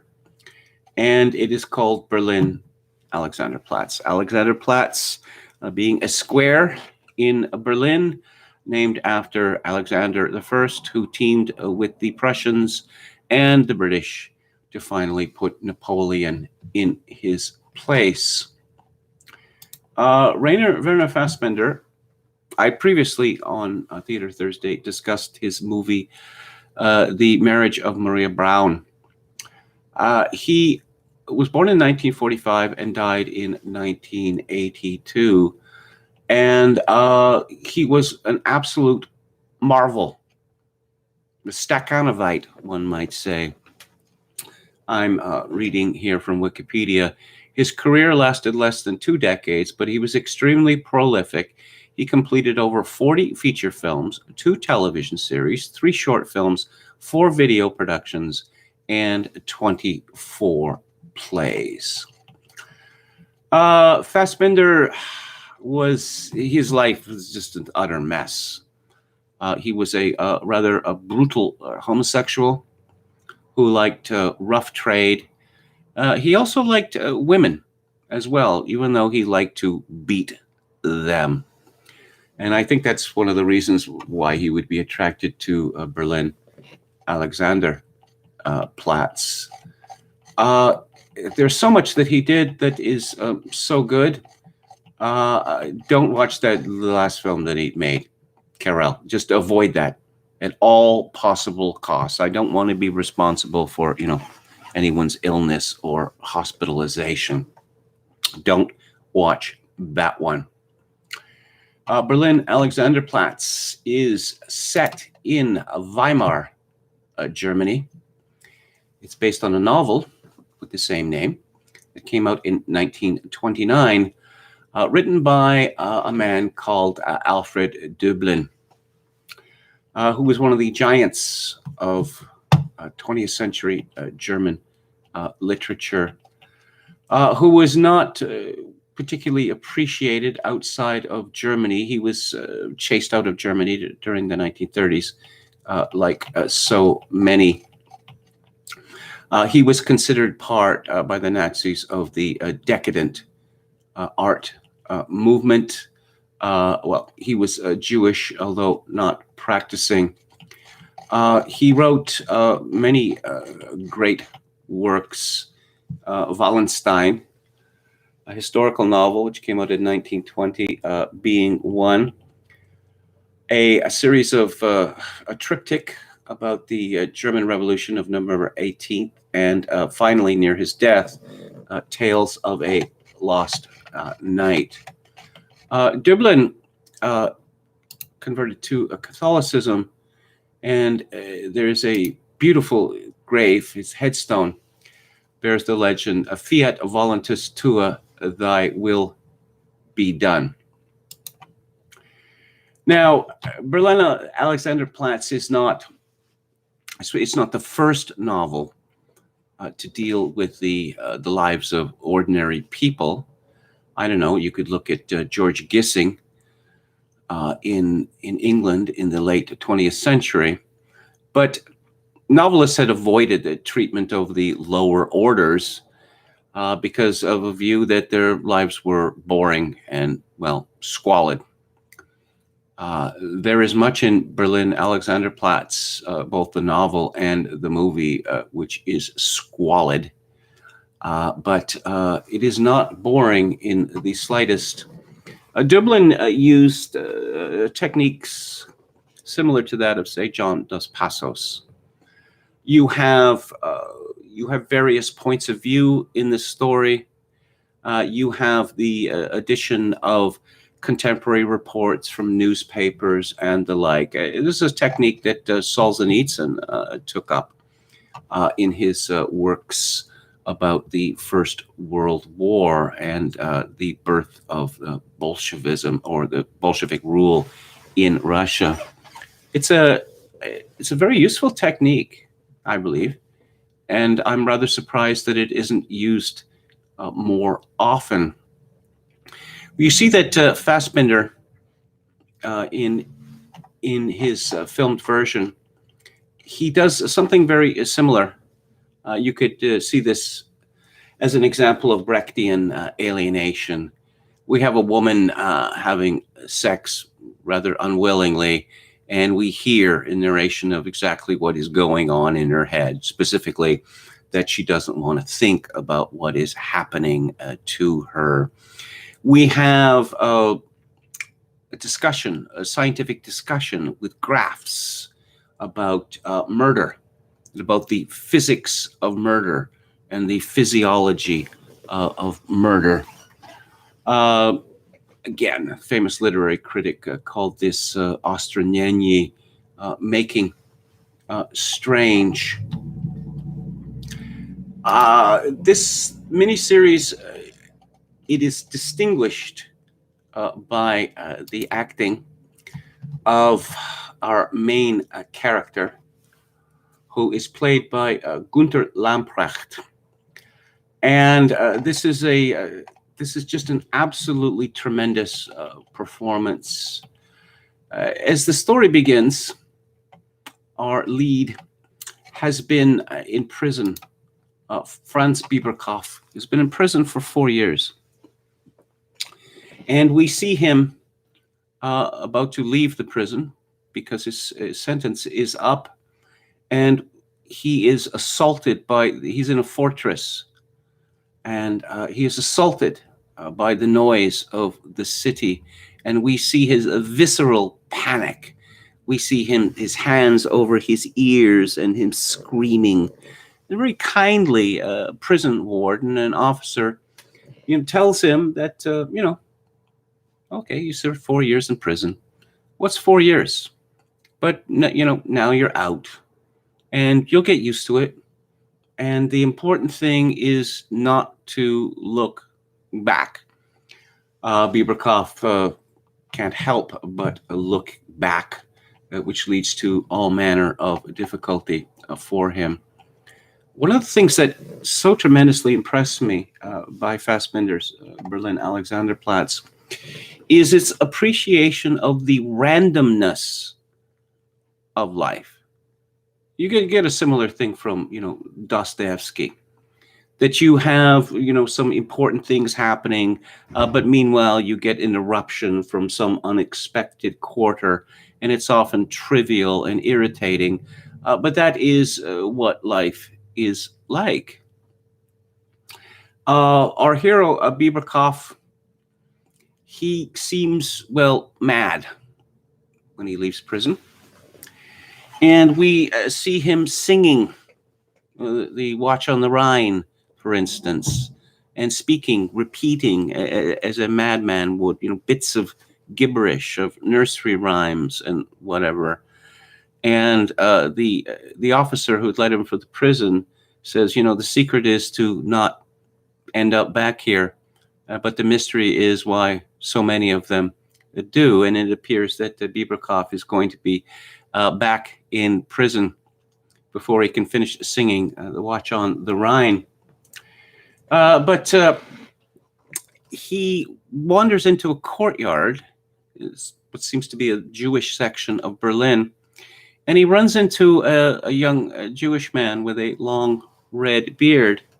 And this Jewish fellow very kindly, inquires as to, the cause of his distress, if there's anything that he can do for him. And he invites him into his apartment. And the Bieberkopf he's well away. And this Jew begins speaking fables. And his particular favorite of his about a man and his son. And then we get an interruption from the Jew's brother-in-law, Nahum, who is furious with him. He says, "You're telling that story again, aren't you? Why don't you tell him how it actually ended up for the young Stefan?" And it turns out that he committed suicide in prison and was thrown on a dung heap and covered in garbage, which infuriates Franz Bieber. But he takes an unexpected moral from this parable before he departs the two Jews, that you had said that, what you need are your eyes and your legs. And he says, I still have them. They haven't been cut off. And then he re-enters the world, and we see the flashing Kino sign of a movie theater, which rather haunts the first episode. because it not only flashes onto the street, but flashes through the windows of the nearby apartments. And France decides to hire a whore, and he doesn't do very well with her. He seems to be of two minds about the whole business of sex with a woman. He seems to like beating women, sex not so much. And bizarrely, this woman begins reading from a sex manual explaining the physiology of sex and the physiology of impotence. And this prostitute takes a great delight in this, whereas Bieberkoff is simply, immune to the whole business. He's not. He is a brutish man. He is not entirely stupid, though. I suppose he's just intelligent enough to keep getting into trouble. We find out that he. Oh, I should say something about sex in this. This is Weimar Germany, and Weimar Germany was completely sex obsessed. The number of women who worked as prostitutes in Weimar Germany, to know of these numbers is shocking today. And there were prostitutes for every conceivable kind of fetish. And we hear of Marcus Hirschfeld, one of the great sexologists of Weimar Germany. This was, I could see Weimar Germany as a society that was devoted to sterility, to sexual intercourse, but not to its logical end. And we know what the end of the Weimar Republic was. It turns out that we learn about the circumstances of Bieberkoff's arrest and imprisonment, that he had killed his lover. And it is a brutal setting indeed. You note the liberality of the Weimar Republic in that this brutal killing resulted in only 4 years imprisonment. But he keeps a picture of a dead woman, and he transfers his obsession to her sister, who is, shall we say, rather ambivalent about France's attentions. It would seem that women, or at least lower class women, love brutes. And Bieberkoff seems to have a certain brutish charm. He forces himself on this woman, the sister, and she seems to be taken with him. She tells him to go, go, go, but her eyes are saying, stay, stay, stay. I'm just scratching the surface. This is a 15 and a half hour production. There were 2 films made previously of this vast novel, but this is the way to do it, to take the time, to take the hours to present the story in all of its complexity. And great pains have been taken in terms of historical accuracy. And one really appears to be in the Berlin of 1929, which was a very strange world indeed. Of course, it's funny that the Weimar Republic seems to have all sorts of admirers these days. They admire it for its decadence. That film Cabaret, directed by Bob Fosse. Oh yes, what a delightful film. Yeah, it's delightful until the young Nazis show up and start singing "Tomorrow Belongs to Me." When I hear people carry on about the Weimar Republic and how jolly it all was, I ask, how did that story end? Was it a happy ending? I suppose people would say that it was good fun while it lasted. In terms of the presentation of this, we are lucky in that these big box sets of German cereals, they've come out in the past and they've just looked absolutely dreadful. Now, this was part of it can't be helped because Berlin Alexanderplatz was shot on 16 millimeter. You have two choices. Criterion. Now, the Criterion box is a DVD set, and it has all of the extras that one would expect, including, most valuably, the actual whole 1931 90-minute film of Dublin's novel. But where you want to go, if you can, this is a Region B locked Blu-ray set. It's the only Blu-ray set in existence. It is from the British company Second Sight, and one of the tremendous advantages of it is that it was mastered correctly at the proper speed.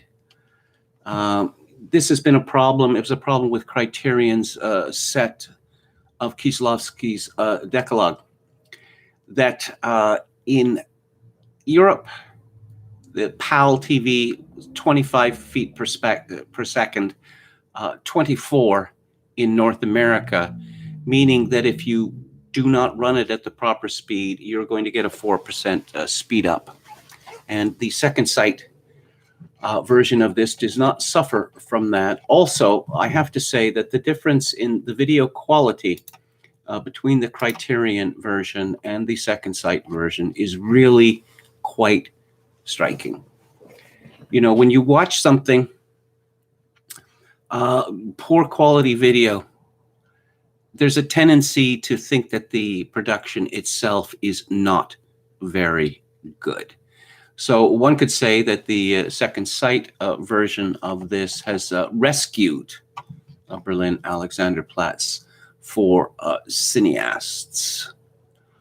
I tremendously enjoyed this, particularly on my second viewing, again, in a much improved video transfer. And I can recommend it to you.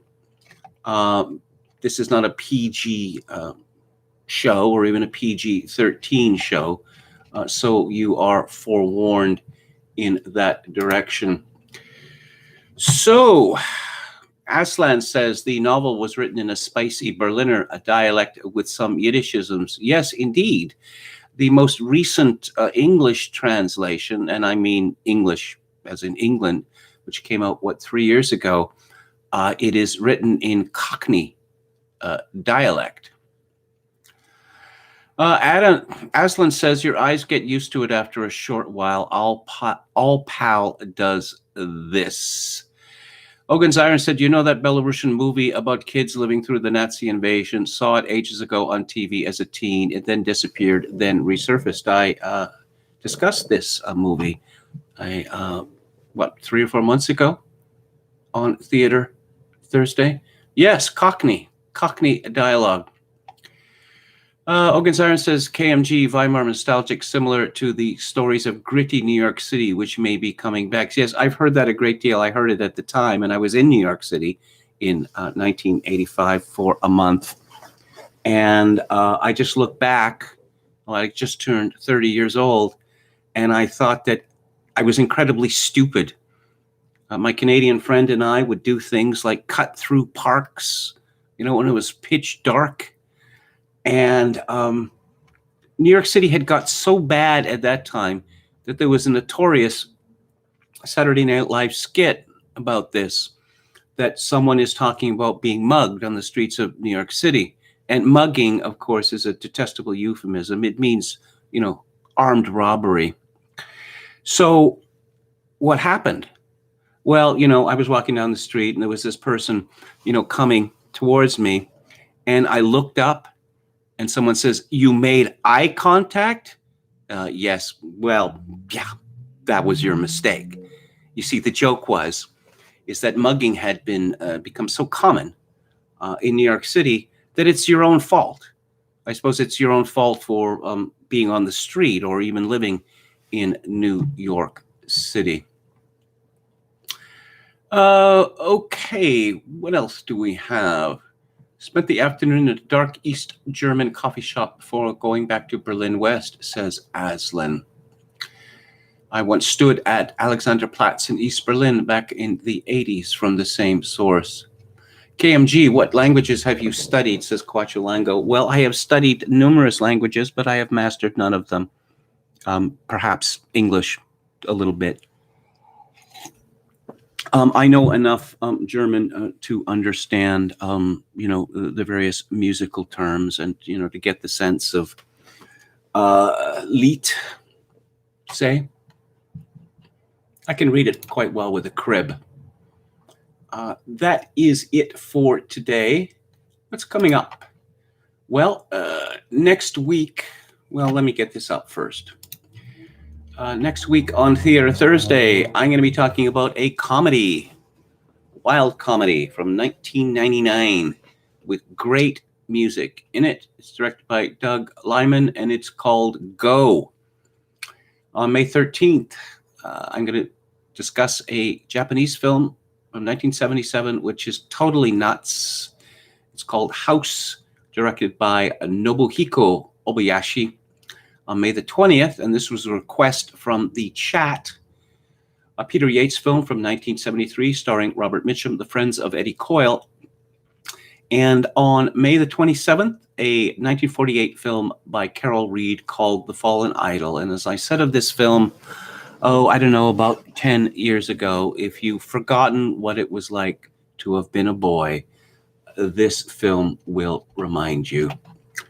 And on the book club, tomorrow, I'm going to be discussing a rather extraordinary novel by a woman called Maggie Shen King, which is called An Excess Male, which is about China, shortly in the future, where things get even worse.